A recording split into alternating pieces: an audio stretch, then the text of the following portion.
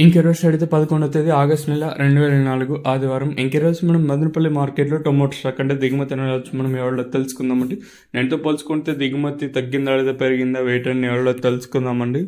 తెలుసుకునే ముందు channel subscribe చేసుకోలేదు. ఇంకెందుకు ఆలస్యం, ప్లీజ్ లైక్ ప్లస్ సబ్స్క్రైబ్ చేసుకోండి.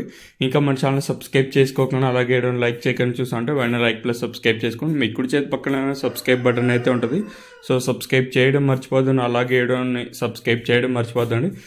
మనకి దిగుమతుల గురించి మాట్లాడుకోవాల్సి వస్తే మనం ముందుగా ఇంకా మదనపల్లి మార్కెట్ గురించి ఒక 4-5 రోజులు సేమ్ ఇలానే స్టాక్ రావచ్చు అంటూ ఉన్నారు.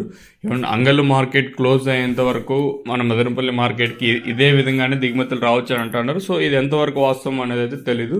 బయట కొన్ని అంటే రాష్ట్రాల్లో అంటే మార్కెట్లు ఉంటాయి కదండి, అక్కడ చాలా స్లోగా జరుగుతున్నాయి మార్కెట్లు వచ్చేసి. సో అందువల్ల మనకి ధరలు అనేది రోజు రోజుకైతే తగ్గుతూ ఉన్నాయి. ఇదైతే వాస్తవం. ఈవెన్ దిగుమతులు అయితే తగ్గుతా ఉన్నా కూడా. సో దిగుమతుల గురించి మాట్లాడుకోవాల్సి వస్తే మనం ముందుగా టీవీఎస్ సిమెంట్ మాట్లాడుకుంటే దిగుమతి తగ్గింది. ఇంచుమించు సేమ్ నెనోషన్లో తక్కువగా వచ్చాయి. అలాగే జీపీఆర్, ఎంఆర్ఎం, భాగ్యలక్ష్మి, ఎస్జిఎస్ అండి, అలాగే స్టార్టింగ్, పాతాళం మొత్తం ఓవరాల్గా కంపేర్ చేసుకుంటే దిగుమతులు అయితే పెద్దగా మార్పు అయితే లేదు.